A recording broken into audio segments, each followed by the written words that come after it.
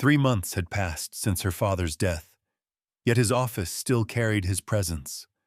The scent of old oak, the slow ticking of the wall clock, and the crooked map of the Three Rivers region hanging on the wall.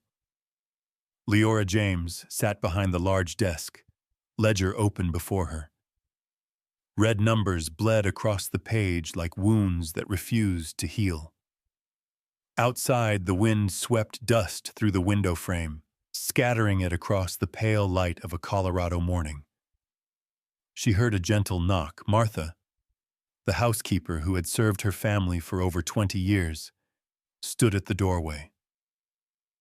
"Ma'am, the man applying for the ranch manager position is waiting in the front room." Liora set down her pen and looked up. Every recent interview had ended the same way, with either pity or disdain. Men around here didn't believe a black woman could run a ranch that stretched over thousands of acres. "Send him in," she said, her voice steadier than she felt. The door opened. The man stepped inside, hat in hand, clothes worn and dusted from long roads. He was tall, broad-shouldered, with dark brown hair and prairie-green eyes, a color faded by sun and wind. He paused, nodded politely. "Ma'am," he said, "Boone Callahan. I'm here about the manager's position." "Have a seat, Mr. Callahan." Her tone was calm, though her eyes took quick measure of him. Calloused hands, sun-darkened skin, a straight-backed stance that spoke more than words could. Boone sat down, keeping a respectful distance, his hat resting on his knee. "Your letter mentioned 12 years of cattle experience." "Yes, ma'am. Started at my father's small ranch in Texas, then a few years at Cutter Creek in Wyoming, and the last 2 as assistant foreman at Circle M up in Montana." She wrote a few notes. "And why did you leave Circle M?" His gaze darkened. "The owner's son took over, treated the hands like beasts. I figure men, like cattle, only follow when treated fair. We didn't see eye to eye, so I left." A plain answer. No excuses, no bitterness. Liora gave a faint nod. "With your record, you could have owned a ranch by now." Boone met her eyes evenly. "I did once. Drought of '82 took it. Lost everything. Life doesn't always follow a man's plans." The words struck something hollow in her chest. She knew loss. Nights spent beside her father's bed, listening to his weakening breath, knowing she'd soon face the land alone. Liora closed the ledger. "Three Rivers is struggling. Winter's coming, the herd's short on hands, and I'm short on people I can trust." Boone's reply was low, steady. "I can't promise the world, ma'am, but if you give me a chance, I'll bring this place back on its feet." Silence settled between them. The clock struck 3 slow notes. Outside, the wind carried the scent of dry grass and old ash. She studied his face, trying to see whether his words were honest or the charm of a wanderer. What she found instead was calm, no plea, no deceit. $30 a month, she said. "Board and lodging in the east cabin. You'll have full charge of the crew, but major decisions go through me." "Fair enough," he answered. When she rose, Boone did the same, a gesture of quiet respect. He extended his hand. She hesitated for the briefest moment, not from reluctance, but from the sudden awareness that she was crossing into something unknown, where reason and instinct blurred. His hand was warm, rough, and firm, the kind of touch that carried steady heat rather than force. "Welcome to Three Rivers, Mr. Callahan." "Glad to be here, Miss James." Boone set his hat back on, tipped it politely, and left. Liora stood still, watching the dust he stirred drift across the yard. Noon light slanted over the desk, falling across the open ledger and the hand that still held a trace of his warmth. Neither of them knew that a simple handshake had just tied a thread between their lives, thin as air, yet strong enough to last through every coming storm. The first weeks passed in a steady rhythm of work. Boone Callahan wasn't a man of many words, and he didn't need them. Each morning, before the mist lifted from the fields, he was already on horseback, rope and hammer at his side, studying every sagging stretch of fence. By the time the other hands began their day, he'd already checked the hay barn, counted the calves, and ridden off again. From her office window, Liora often watched him. She saw the way he replaced each rail with quiet precision, how he tightened a saddle strap with the care of someone who respected his tools. Boone never raised his voice, yet the lazier hands started working harder, not out of fear but out of respect. At midday, when the sun hung high and the wind rolled down from the mountains, he would still be out there, showing the younger boys how to lead the calves through the pasture, his voice low and even. Sometimes he'd crouch in the dust, resting a calloused palm on a restless horse's head until it calmed. The gesture reminded Liora of her father, a man who believed control meant gentleness, not force. She told herself she watched Boone only to keep track of the ranch's progress. But truth was, every time his silhouette moved across the yard, something within her quieted. One afternoon, as golden light fell across the stable roof, Liora threw on her cloak, saddled her horse, and rode out to the western fields. The dirt road shimmered with dust. The air was thick with the smell of dry grass and the hum of cicadas, scents and sounds that carried her back to the days when her father would ride beside her, pointing out the horizon and saying, "Land belongs to those who love it, not those who fight for it." Boone was bent over, twisting wire into a fence post, and didn't hear her approach until she stopped a few paces behind him. He straightened, took off his gloves, and wiped his brow. "Miss James," he said, his voice rough from sun and dust, "didn't figure you'd ride out this way."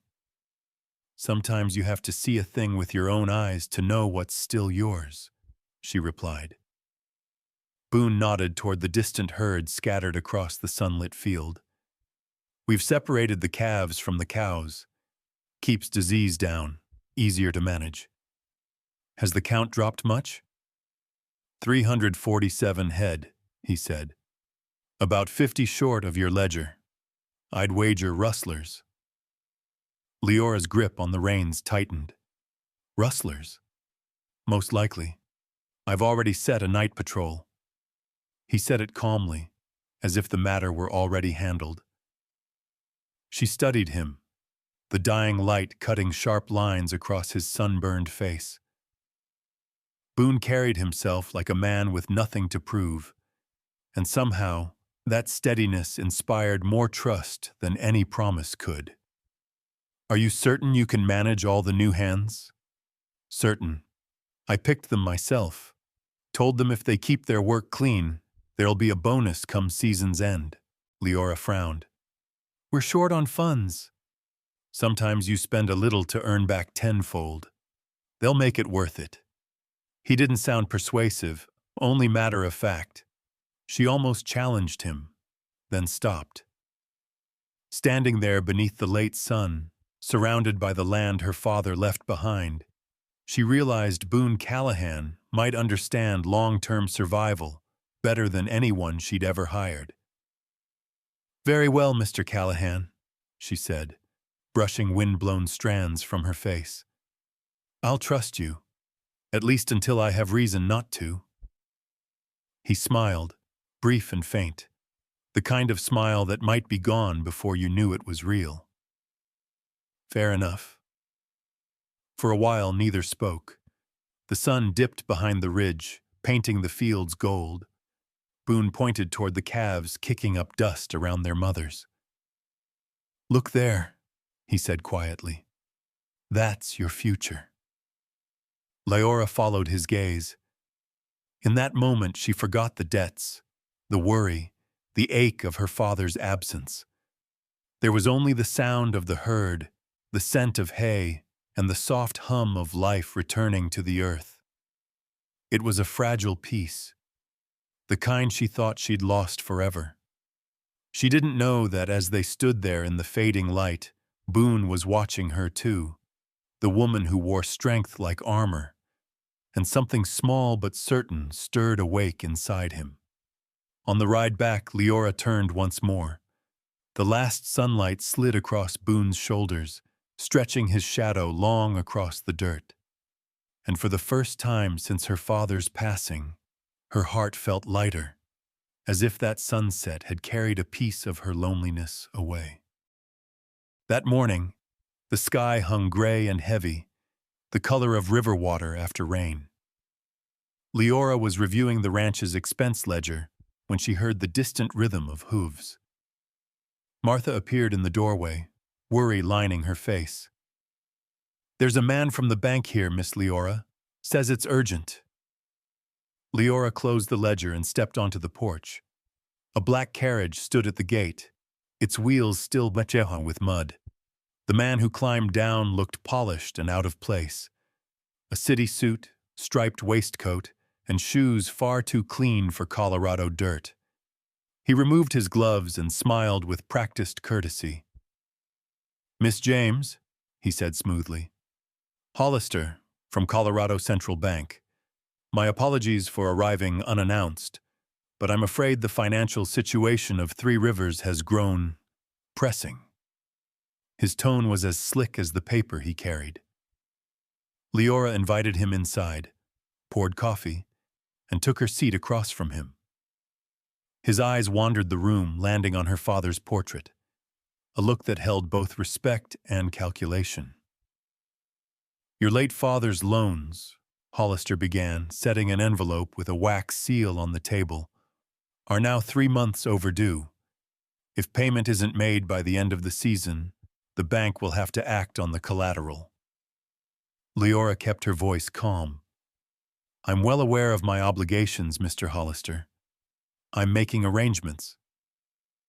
"Good to hear," he replied with a faint smile. "However, Mr. Edmund Crawford, of the Northern Ranch, has expressed interest in purchasing your debt.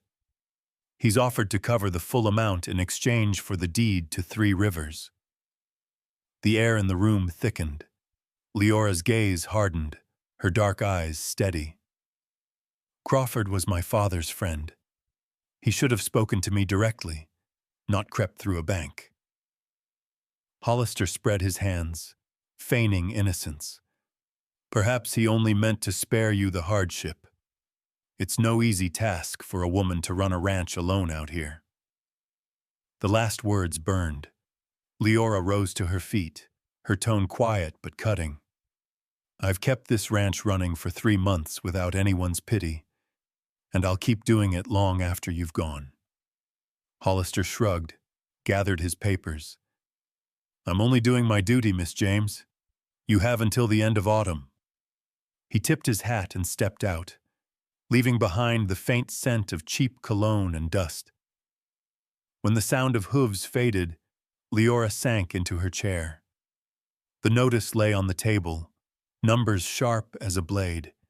She didn't cry, but something inside her clenched tight. Later that afternoon, Boone returned from the pastures, shirt streaked with dirt and sun. Seeing her sitting alone, he stopped at the doorway. "The bank?" he asked, not guessing, just knowing. She said nothing. He picked up the paper, read it once, then set it down. "They're calling in the loan?" "Not just that. Crawford wants to buy it. If I can't pay, the ranch goes to him," Untum braced one hand against the chair, thinking. The wind stirred the curtains, carrying the faint scent of rain. "He's not getting this place," he said finally. "We'll drive the herd to Denver. Prices run twice what they are here." Liora turned toward him. "It's a 5-day drive. We'd need extra hands, supplies. If the market dips or the buyers back out, we'll lose more than we can spare. Boone lowered his head slightly, voice steady. I've done it before. I know which traders to trust. I'm not making promises I can't keep. Just saying we can fix this, if you'll let me. It wasn't just a proposal. There was a quiet conviction in his tone, the kind that carried warmth instead of bravado. Liora studied him, the sweat still darkening his collar, the rough hands resting against the table, the eyes clear and sincere. She remembered every condescending look she'd endured these past months, from taxmen, merchants, even her father's former workers. But Boone's gaze held none of that. Only respect. She nodded slowly. I'll give you that chance, but if this fails, then it's on me, he finished, with a faint, unguarded smile. Something loosened in her chest. Fear and calm braided together in a strange, quiet ache. She turned away before he could see the color rising in her cheeks. When Boone stepped out onto the porch, the late sun washed his shoulders in gold. Liora stood at the window, watching him stride toward the stables, and for the first time since her father's death, she allowed herself to trust a white man. Not because she needed saving, but because his strength made her feel her own. That night, the wind came from the south, warm and strange for autumn, carrying the scent of dry grass and something uneasy beneath it. Boone Callahan woke to the sound of panicked whinnies outside. He threw on his shirt and bolted for the door. The sky was red, an awful, living red. The east barn was burning. Flames leapt high, swallowing the roof, their reflection flashing in the terrified eyes of the livestock. Fire! Fire at the barn! Boone shouted, his voice tearing through the night. Workers rushed out, hauling buckets, shouting orders over the roar. But the wind drove the fire wild, scattering embers like rain. Amid the chaos came a scream of pain, the desperate cry of Daisy, Leora's favorite mare, heavy with foal and trapped inside the last stall. Without a pause, Boone wrapped a wet cloth around his face, drenched his shoulders, and charged in. Smoke burned his eyes, heat crushed his lungs. He ducked low, using his shoulder to break the door. The hinges shrieked like something dying. Inside, the fire devoured the haystacks. Daisy thrashed, the rope around her neck already smoldering. Boone rasped through the smoke. Easy, girl. I got you. He slashed the rope, led her forward through the storm of fire. A beam fell, slicing across his shoulder, pain like a knife. But he didn't stop. He pushed her out through the collapsing doorway just as another wave of flame roared behind them. The gust that followed seared his back, and he dropped to his knees, coughing hard, the edges of his shirt smoking. Then a hand gripped his arm, strong and sure. The faint scent of lavender and hay cut through the smoke. Liora. She dragged him clear of the wreckage, falling beside him in the dirt and ash. Her face was streaked with soot, her hair loose and wild, but her eyes were bright under the firelight. Boone, can you hear me? He opened his eyes, breath ragged. Daisy. She's safe, Liora said. You're not. She tore her sleeve and bound the burn across his shoulder, her hands trembling but precise. Smoke rolled thick above them, and the firelight flickered over her face, a mix of strength and something heartbreakingly fragile. Boone stirred, and she pressed him down. Don't, she whispered, voice shaking in her throat. He looked at her through the haze, her face so close he could feel her breath and the heat of ash between them. Neither spoke, but the glance they shared carried more weight than any words ever could. Shouts echoed across the yard, and cold water crashed down, smothering the flames. The wind shifted, bringing the smell of wet earth and charred wood. They sat there, breathing hard, surrounded by ruin. When it was finally over, Liora rose, her voice hoarse but firm. "We'll rebuild it. Every beam, every board. 3 rivers won't fall because of one night's fire." Boone tried to stand, lips cracked into a weary smile. "Did you just say we?" She glanced at him, something shy flickering through her dark eyes. "Yes, we. Now go rest before you collapse again." He meant to answer, but couldn't find the words. When she slipped an arm around him to steady his weight, her hand brushed the raw skin on his shoulder. The touch sent a shiver through him, not from pain, but from a tenderness he hadn't felt in years. By morning, smoke still curled faintly from the wreckage. Word of the fire had spread through the valley. Neighbors came from every direction, some with timber, some with hay, others just to place a hand on Leora's shoulder and say, "We'll get you through this, Miss James." Boone stood off to the side, exhaustion in his bones yet pride deep in his chest. And when his eyes found hers across the charred yard, he said quietly, like a vow, "This land stands because you do." Liora didn't reply. She only turned away, lips pressed tight, tears hot against her palms. Not from fear, but because for the first time since her father's death, she no longer felt alone in the fight to keep what was hers. A week after the fire, the Valley of 3 Rivers seemed to rise again from its own ashes. A new barn stood where the old one had burned, hastily built from fresh pine, the scent of sap still sharp in the sun. Neighbors continued to come. Men and women who once only waved from across fences now worked shoulder to shoulder, hammering beams, tightening ropes, passing buckets.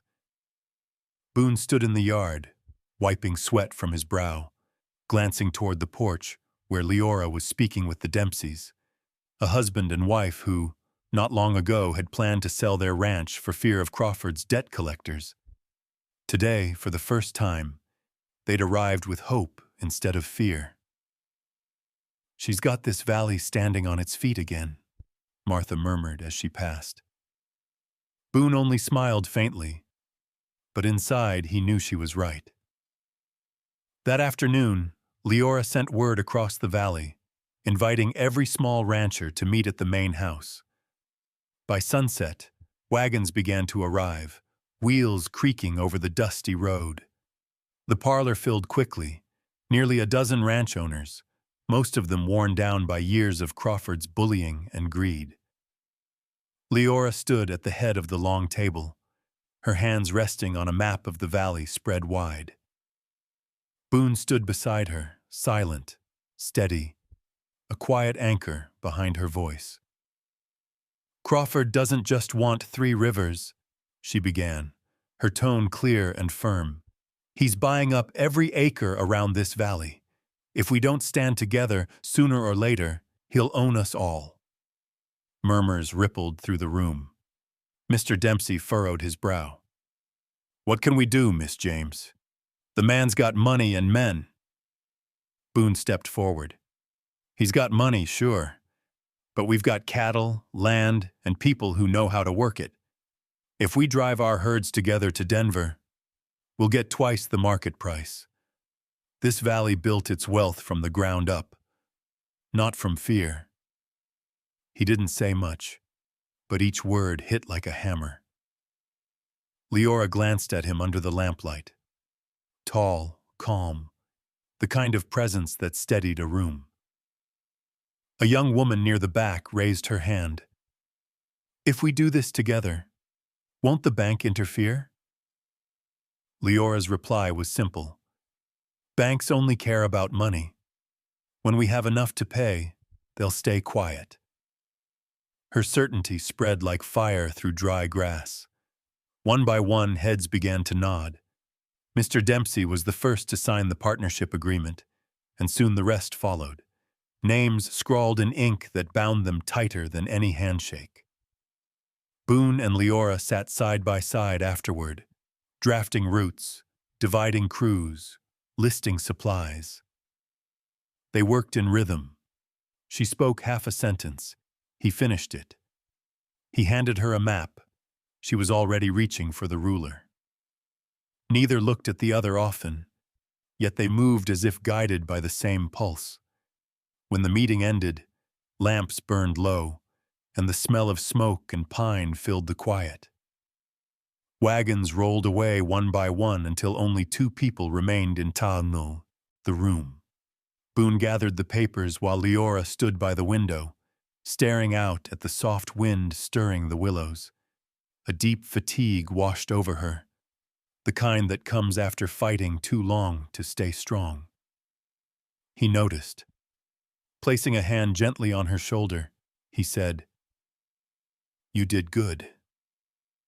She smiled faintly, then her expression dimmed. "I just wish my father were here to see it." "He'd be proud," Boone said softly. She hesitated. "I'm just afraid I won't have the strength to hold on." Before he could answer, hoofbeats stopped outside. A boy appeared at the door, holding a sealed envelope stamped with the bank's insignia. Liora tore it open, scanned the words, and her face hardened. She handed it to Boone. He read quickly, enough to understand. Edmund Crawford had officially purchased her debt. He set the paper down, silent for a long time.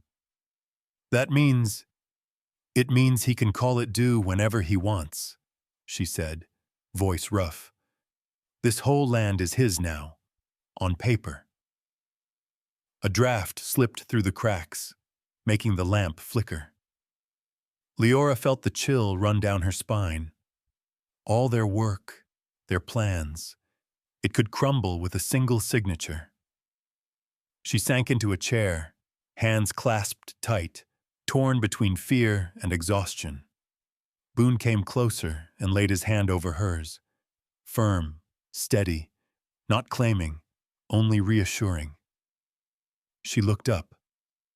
Their eyes met in silence. Outside, night swept over the valley, wind whispering through the willows, carrying the faint scent of smoke and pine resin.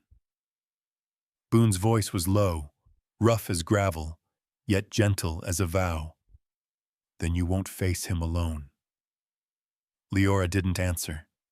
She simply left her hand in his, finding, in that quiet touch, something she hadn't known she was missing all along. Faith.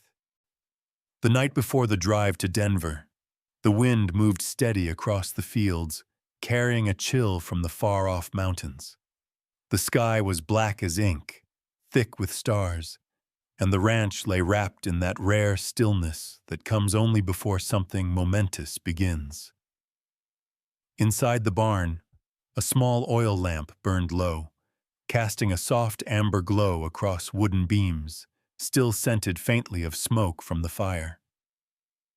Boone was tightening saddles, checking every strap, every knot, slow, deliberate, as if each one might decide a man's fate. Liora stepped in quietly. Her shadow stretched across the floor, her skirt brushing the straw with a whisper. Boone looked up, and the light caught her face just enough for her dark eyes to gleam like a sliver of moonlight. "You're still awake?" he asked, voice rough from a long day.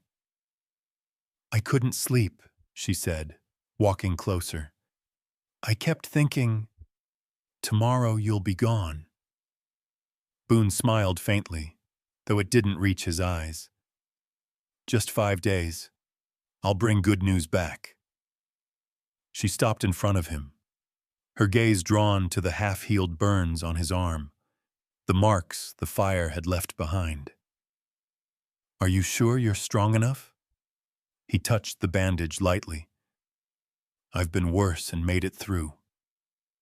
He hesitated, voice dropping to a low murmur. "But I've never been this uneasy." "Because of the cattle?" she asked. Boone shook his head. "Because of you." The air between them seemed to still. The horses stirred softly in their stalls.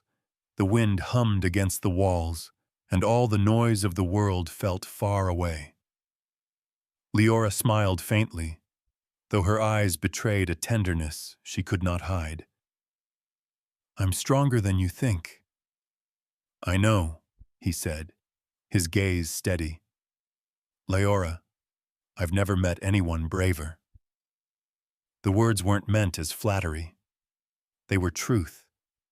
And somehow, that truth reached her more deeply than any confession could. They stood close, the lamp flickering between them. Boone saw her as if for the first time, the strong line of her brow, the tired curve of her mouth, the quiet resolve that had carried her through grief and fire alike. His hand lifted instinctively toward her hair, then stopped halfway. Liora didn't move back. Her voice came soft, almost a sigh. "Don't apologize for wanting something honest." Boone said nothing more. His rough hand, smelling faintly of leather and smoke, came to rest against her cheek. She closed her eyes and leaned into it, as though the years she'd spent standing alone could finally, for one moment, rest. When their lips met, it wasn't fire. It was warmth, the kind that lingers after storms. There were no vows, no urgency, only breath shared and heartbeats finding the same rhythm. They stayed beside the wooden wall, the lamplight trembling across bare shoulders, hair, fingers searching quietly for each other. Outside, the horses shifted in their stalls, hooves tapping softly like a heartbeat echoing theirs. Boone traced the curve of her back, as if afraid to wake a sacred thing. Liora lifted her gaze, her voice no more than a whisper. "Tomorrow, when you leave, who will hold this place?" "You will," he answered, "like you always have. And I'll come back. For you." She rested her head against his chest, listening to the slow, steady thump beneath his ribs. Amid the scent of hay and fading smoke, fear slipped away. Love, she realized, didn't come with thunder or flame. It came like a small, steady fire, one you could hold in your hands. As dawn neared, Boone brushed a strand of hair from her face and murmured, "If I could choose one place to belong, it'd be right here, beside you." She didn't speak. She only squeezed his hand gently, keeping that warmth as if to hold on to a piece of summer against the coming cold. Outside, the horizon split with the first pale line of morning. The wind carried the smell of dew and new grass, whispering that the day had begun. And in those quiet hours before dawn, when the world still slept, they lay side by side. No promises, no words, only the warmth of two souls finding home in each other. At dawn, the plains were wrapped in mist. The air smelled of leather, dry grass, and metal. The mingled sounds of cattle lowing and saddles clinking carried across the yard. Boone rode at the front, the dim light of morning outlining the sharp curve of his sun-browned jaw. From the porch, Liora watched, wrapped in a gray shawl, hands clasped tight. Their goodbye had been brief, polite, like between a ranch owner and her foreman. But when Boone turned his back to mount, something hollow opened inside her chest, something she'd known before, long ago, and had taught herself to bury. "Take care, Boone," she said quietly. He tipped his hat without turning. "Always do, ma'am." The herd moved out, hooves stirring the dawn dust. When the last rider vanished over the ridge, Liora still stood there, watching the empty road until it blurred with light. The first few days left her little time to think. She rose before the sun, checked the grain stores, balanced the ledgers, and rode the fence lines herself. Boone had left behind a careful schedule, neat, slanted handwriting detailing every task, every name. Each time she looked at those notes, calm settled over her, as if he were still near, just beyond reach. But on the fourth day, a letter arrived. Heavy paper, the faint smell of cheap tobacco, a red wax seal with a single letter pressed deep. E. Crawford. Rustlers hit your herd near the canyon. Callahan's men scattered. I warned you, Miss James. The West doesn't forgive naive dreamers. Her heart turned to stone. The page trembled in her hand. In her mind, she saw Boone in smoke and chaos, the herd lost in the canyon fog, men wounded or dead. She drew a breath, steady but thin, fighting the surge of fear rising like floodwater. Martha, passing by, caught sight of her face. "What is it, Miss Liora?" "Nothing," she said softly, tucking the letter close. "I need to ride into town." The wind from the foothills bit cold across the open road, scattering dust and dry leaves. Liora rode alone to the telegraph office in Little Bend, a small wooden shack that smelled of ink, wire, and metal. The clerk looked up, surprised but polite. She was the only black woman in the region who ever came to send telegrams. "I need to wire Denver," she said evenly. "To whom, ma'am?" "Boone Callahan, Denver Cattle Post." She wrote quickly on the form. "Is herd safe? Need word. Liora." The clerk nodded and began tapping the key, each sharp click echoing her heartbeat. Liora sat by the window, staring at the quiet, empty street. Minutes dragged like hours. When the reply finally arrived, the clerk handed her a slip of thin paper, freshly inked. It read, "Drive safe. Crawford lying. Bringing good news. Boone." She read it 3 times. Each word felt like breath after drowning. The air in her chest loosened. A long sigh slipped free, soft as snow melting. "Good news, then?" the clerk asked. Liora smiled, faintly, eyes bright. "The best." By the time she returned to the ranch, the sun was lowering behind the hills, painting the valley in gold and honey. The cattle bawled in the pens. Laughter drifted faintly from the neighbor's field. Life pulsed again, strong and steady, untouched by fear. On the porch, Liora held Crawford's letter one last time. Then she tossed it into the fire. The paper curled, blackened, and vanished. The flames danced in her dark eyes, no longer in panic, but quiet resolve.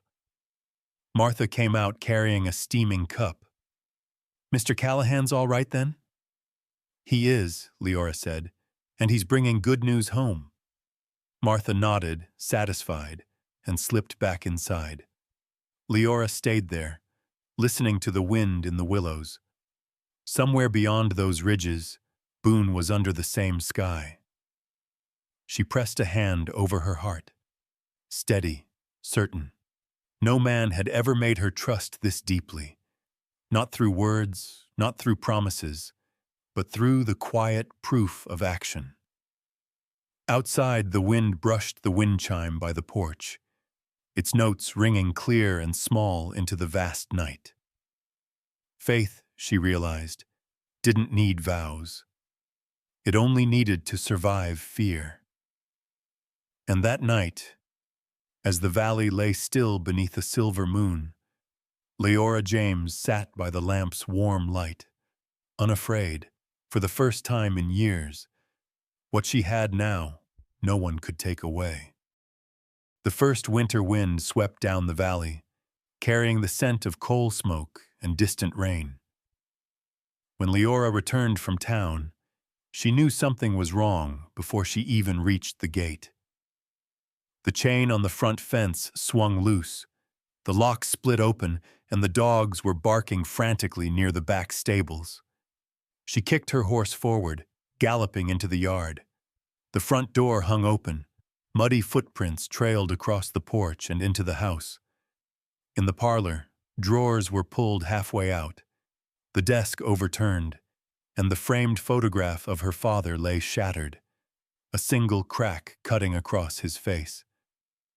Martha sat trembling in the kitchen corner, her voice breaking when she saw her. "3 men came, Miss Leora. Said they were from the bank, here to inspect the property. I tried to stop them, but they shoved me down. They searched everywhere, the attic, even Mr. James's old room." Leora placed a steady hand on her shoulder. "It's all right, Martha. They were looking for something. They won't find it." She stepped into her father's study, a room she had barely touched since the funeral. The air still carried his scent: wood polish, paper, and the faint trace of pipe tobacco, like a memory that refused to fade. The ledger books lay scattered, torn pages strewn across the floor.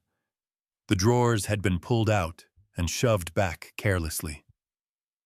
Kneeling, Leora began to restore order, stacking papers, closing drawers, brushing dust from the table. Her movements slow, deliberate, almost reverent. Outside, the wind howled through the cracks in the shutters, rattling them like the echo of her own nerves. When she bent to pick up a pile of papers near the desk, her fingers brushed against something firm, wedged deep behind a drawer slot. She pulled gently, and a folded sheet slipped out. The paper was brittle, yellowed with age, its corners cracked. The faint smell of old ink rose as she unfolded it. Her breath caught. The handwriting was slanted and strong, her father's. Leora sank into the chair, the lamplight trembling over her hands as she opened the letter. The words blurred for a moment before they steadied into focus. The letter was brief but enough to still her heart. Her father confessed to debts he had hidden, to mistakes made in desperate attempts to save the ranch. And at the end, a single line that made her hands tremble. He had hidden something valuable, something that once belonged to her mother, in a place no one would think to look, behind the small cabin by the creek. By the time she reached the last line, her tears had fallen onto the page, smearing the ink. She pressed the letter to her chest, as though she could feel her father's heartbeat still echoing in it. "You hid this to protect me, didn't you?" she whispered. The words vanished into the room's silence, carried away by the sound of wind and a soft, stifled sob she refused to let break free. Outside, night gathered, quickly, thick with the damp scent of rain. Leora lit the lamp again, the flame shivering in the draft. She sat on the floor amid the mess left by strangers, her face calm now, no longer shaken, only sharpened by quiet resolve. Crawford might have money and the law, but she had something far stronger: the memory of her father, the hand of a man riding home from Denver, and a secret buried somewhere behind that creek cabin. She slipped the letter inside her coat, close against her heart, and rose. The lamplight threw her shadow tall against the wall, slim, straight, unbroken. On the porch, the wind swept across the valley, carrying the scent of dry grass and cold dust. She stepped outside and lifted her face to the sky. Dark clouds drifted across the thin crescent moon, and in that shifting silver light, she thought of two men who had shaped her life in such different ways, one gone beyond this world, one still making his way back to her. Her voice was soft, but it carried on the wind. "I'll find it, Papa. I'll make this right." The lamp in her hand flickered, casting a fragile glow over the dirt path that led toward the creek, the beginning of a buried secret, and perhaps the one salvation left for Three Rivers Ranch. Dawn had not yet broken when Liora pulled on her heavy coat, took a lantern and a small spade, and headed east toward the old spring. Mist blanketed the valley, silvering the grass and clinging to her hem as if to hold her back. She had barely slept. Her father's words kept echoing in her mind. Behind the spring house. The cabin still stood by the creek, aged and bowed, its walls laced with moss. Beside it rose an ancient oak, broad enough that two people could barely wrap their arms around it. Its roots gripped the damp earth like hands guarding a secret. Liora set down her lamp and knelt by the base of the trunk, tracing the bark with her fingertips. Near the ground, she found it. A small, unnatural seam, straight and even, like the lid of something meant to be hidden. She pried it loose. A square of wood came away, revealing a hollow space inside. From within, she drew a tin box, dull with rust and dust. Her heart thudded as she lifted the latch. Inside, wrapped in faded silk, lay a diamond necklace. The lamplight caught the central stone and split it into 1,000 shimmering rivers of light. Liora held her breath. Her father's stories returned. The necklace her mother had worn on her wedding day, a gift from her grandmother in Savannah, worth enough to buy the land beneath your feet. She folded the silk back around it, pressed it to her lips, and whispered, "Thank you, Papa." That afternoon, she left for Denver. Wrapped in a gray shawl, hat pulled low, she kept the box close against her chest. The journey stretched over 100 miles, through wind-swept plains, across rivers, and sun-scorched hills. When she reached the city, gaslights glimmered across wide streets lined with wagons and noise. Laughter, horses, and the smell of rain mixed with coal, the pulse of a world she had never belonged to. She found the old jeweler her father had once mentioned, Becker and Sons, on the corner of Grant Street. The man behind the counter, white-haired and soft-spoken, examined the piece through his magnifier for a long time before setting it down with care. "Ma'am," he said, voice reverent, "this is not merely beautiful. It's a relic, flawless." "Will you buy it?" she asked quietly. "With the highest price I can offer," he replied. When she stepped back into the street with a purse heavy with coin, she felt both lighter and strangely hollow. The last remnant of her mother was gone, but Three Rivers would live. Boone would have medicine. Martha would have shelter. The land would breathe again. Rain began to fall on the ride home, soft at first, then hard enough to turn the dirt roads slick. By the time she reached the ranch, darkness had swallowed the valley. Yet something felt wrong. The gate hung open. The stables were silent. Liora dismounted, boots sinking into the wet ground. The front door gaped wide. The air inside was thick with silence. "Martha? Boone?" she called. "No, answer." The teapot lay overturned on the kitchen floor, water spilling in thin streams. A chair was tipped over. Faint, muddy footprints led toward the study. Her pulse hammered as she stepped inside. On the desk lay a single sheet of paper, the ink smeared by haste and rain. Come alone if you want them alive. Below it, a jagged scrawl, E. Crawford. Liora froze. The page crumpled under her tightening grip. Boone, the man who had walked through fire for her. Martha, the woman who had raised her. Both in his hands. For a long moment, she stood motionless, every thought a blur of fear and fury. Then something inside her steadied. She smoothed the note flat, lifted her gaze and caught her reflection in the glass cabinet. A woman she barely recognized, dark eyes burning, jaw set, hands that no longer trembled. Crawford wanted her to come alone. Fine. She crossed to the cabinet, opened it, and took Boone's Colt from its holster.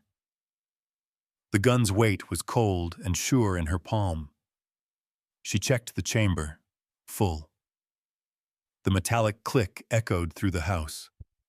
Outside, the rain fell harder, slanting across the windows in silver streaks. Liora fastened her cloak, slid the revolver into her belt, and lifted the lantern. The light wavered but held, following her steps out the door. Behind her, the three rivers of the valley converged into one dark current, reflecting the faint, solitary flame she carried, a single star in the storm.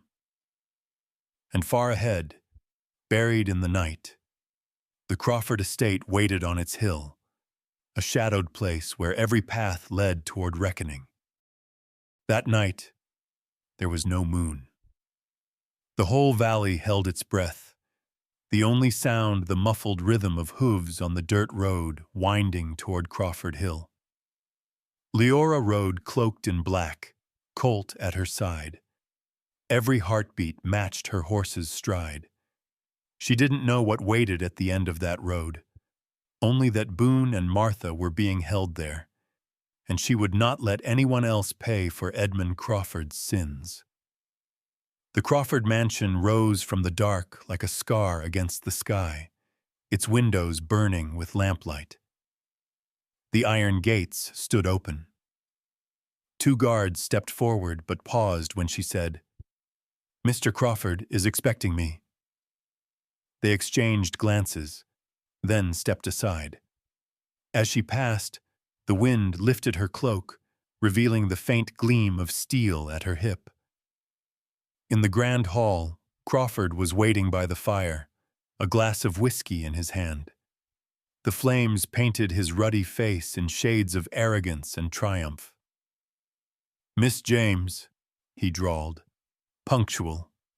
"I do admire a woman who knows when she's beaten." Liora stood tall. "I didn't come to surrender. I came to take back what's mine." He smirked, setting the glass down with deliberate care. "Your people are safe, for now. That depends entirely on your answer." He moved closer, breath thick with drink. "Marry me, Liora. Be my wife and everything becomes proper. Your ranch, your name, your reputation.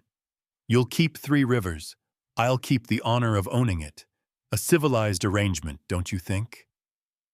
"And if I refuse?" she asked. His smile curved cruelly. "Then by sunrise they'll find the bodies of your old maid and that cowboy of yours floating in the river." The silence that followed was absolute. Liora could hear her pulse, the hiss of the fire, the faint tick of the clock. When she spoke, her voice was calm, almost soft. "You're wrong, Mr. Crawford." Her hand moved slowly beneath her cloak. The gun caught the firelight, its black barrel steady as she leveled it. "I didn't come to bargain.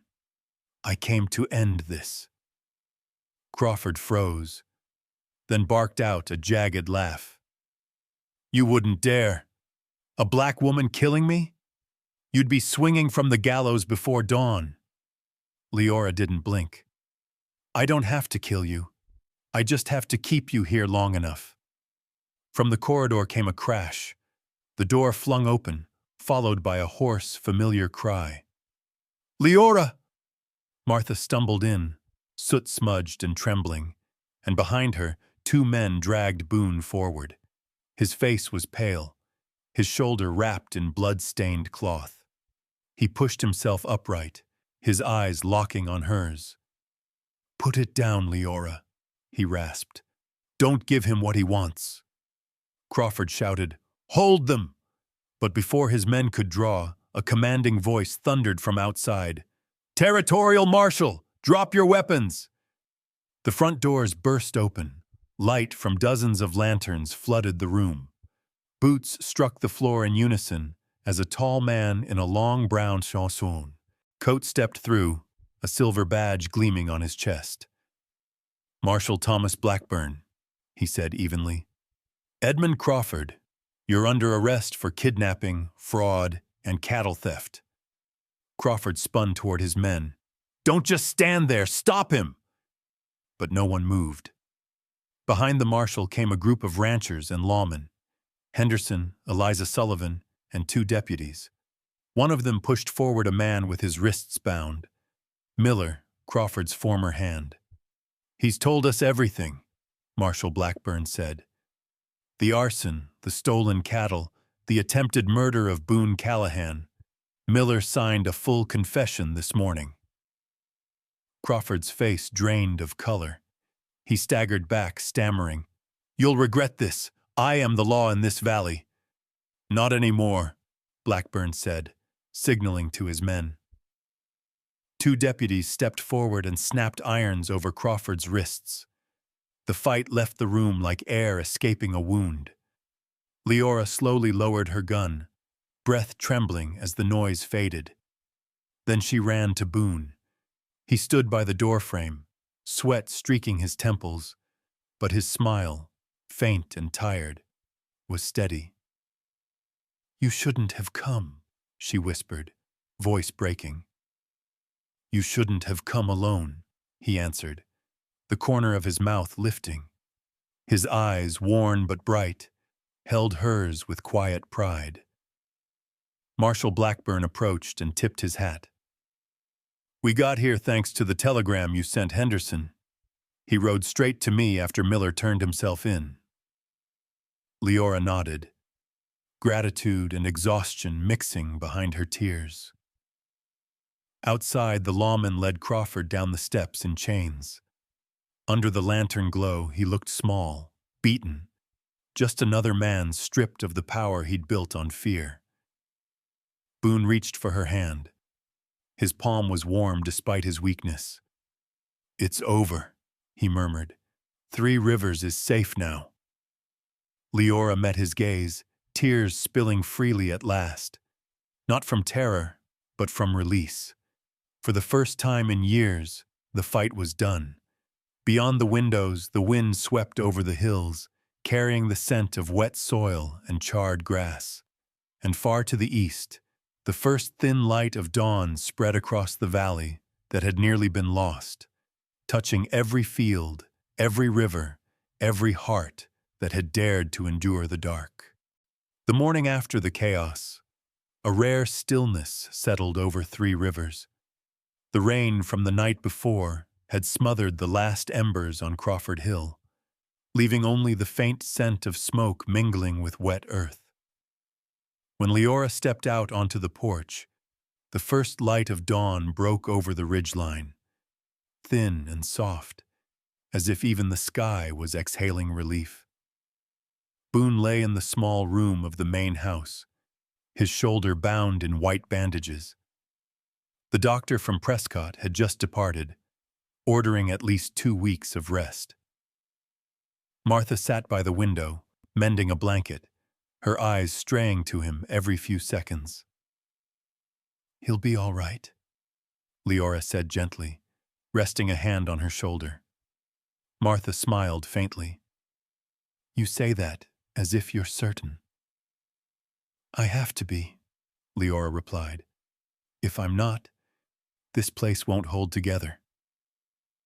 When Martha left to mix medicine, Liora sat beside the bed. Boone stirred, his green eyes opening in the dim light, catching the morning glow. "You haven't slept," he rasped. "Couldn't," she said. "Too much to reckon with." He smiled weakly. "You've already handled everything. The ranch still stands, doesn't it?" "Stronger than ever," she said quietly. "Crawford's holdings are gone. The land's back under the James name. I sold the Denver herd, paid off the bank, and—" She paused, pulling a small velvet pouch from her coat. "I sold my mother's necklace. My father would understand." Boone looked at her for a long time, tired, grateful, his voice low. "You saved 3 rivers, Liora." She shook her head. "No, I just finished what my father started. You carried the rest." For a while, neither spoke. The clock ticked softly. A horse whinnied outside, steady and alive, the sound of life returning. Boone pushed himself upright, ignoring her protest. "Boone," he chuckled, breath shallow. "Don't fuss. I've been worse." Sunlight filtered through the window, catching the scar on his shoulder, turning it silver like forged metal. Liora reached to straighten the blanket, and her fingers brushed his skin, warm, solid, alive. She froze, her breath caught halfway. Boone closed his hand over hers. His voice came quiet, steady, like wind through trees. "Liora, I have to say this, or this wound will never heal." She met his gaze, wary and tender. "I've loved you," he said, "since that evening you stood in the pasture at sunset, watching the calves. I thought, if there was ever something worth staying alive for, it was that moment." The space between them stilled.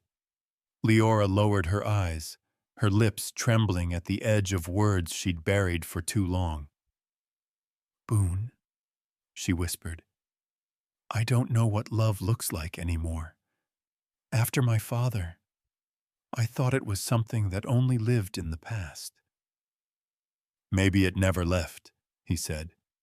"Maybe it's just been waiting for you to turn and face it." She looked up, the early light shimmered in her dark eyes. "Then maybe love was here all along," she said softly, "just waiting for courage." Boone smiled, a quiet curve that reached his eyes. He lifted his hand to her face, his palm rough and warm. Liora didn't pull away. She let him draw her close, slowly, carefully, as though both understood that the rarest things are built in silence, not haste. Their first kiss was not born of urgency, but of survival. 2 souls who had crossed through fire, finding each other on the far side of fear. The sunlight spread across their faces, golden and fine as thread binding 2 spirits together. When they parted, Boone kept his forehead against hers, whispering, "I'm not going anywhere."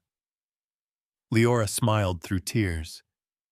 "I know, because this place finally is home for you." Outside, the sun climbed higher, lighting the valley. Cattle lowed in the distance. A rooster crowed, announcing something more than morning, a beginning. Boone eased back onto the pillow, his fingers still wrapped around hers.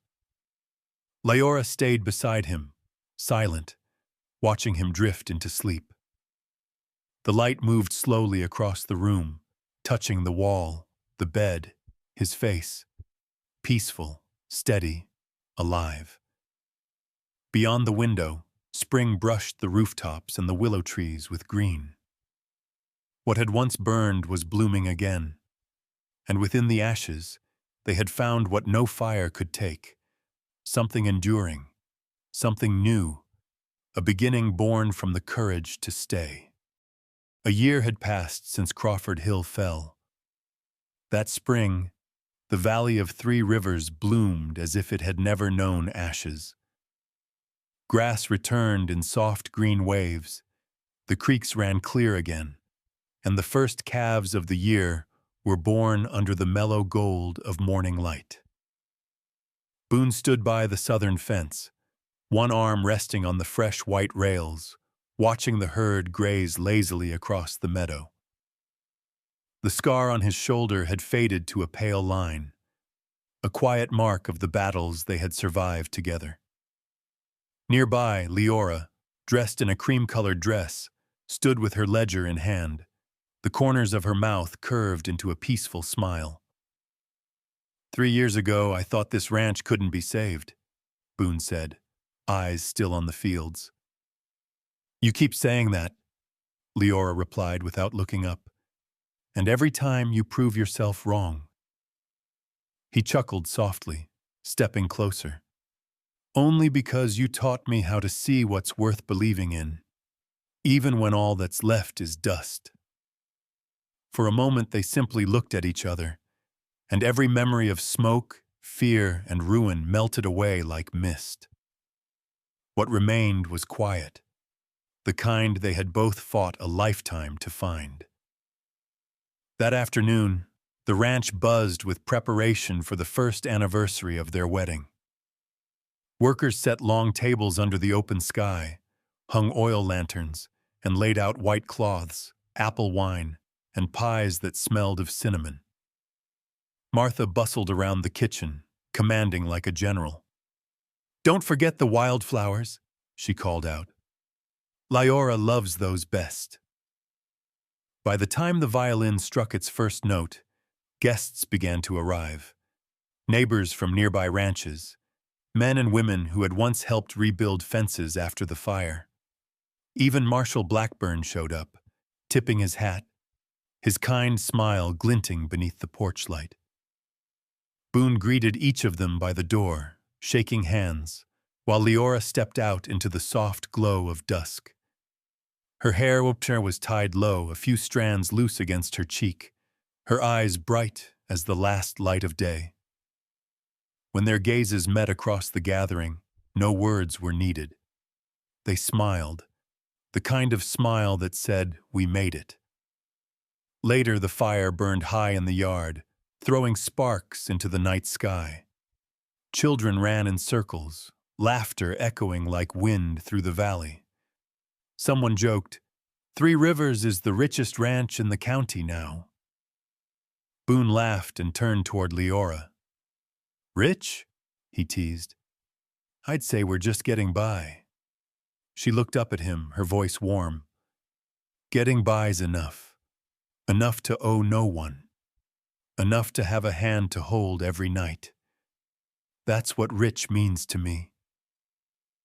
Boone said nothing, only tightened his grip on her hand. He understood. For her, a woman who had buried her father, stood against power, and built her world from ruin, peace wasn't a gift. It was victory. When the guests were gone and silence fell, they stepped onto the porch together. The night breeze carried the scent of grass and smoke. Before them, the river wound through the valley, catching the red and gold of the fading sky. They stood side by side, fingers entwined. Boone glanced down at her hand, where the silver wedding band shimmered softly in the half-light. "When I came here," he said, voice low, "I was just looking for a job. Didn't expect to find a whole life." Liora leaned against his shoulder. "And I thought I only needed to keep my father's land. Turns out, what was worth keeping most was the man who stood beside me when this place was nothing but dust." They stayed like that for a long time, saying nothing. The wind lifted the hem of her dress, carrying the sweet scent of wildflowers and home. In the distance, a faint lantern glowed in the stable, proof that the house still breathed, no longer afraid of the wind. Boone pressed a kiss to her forehead, his voice soft as a vow.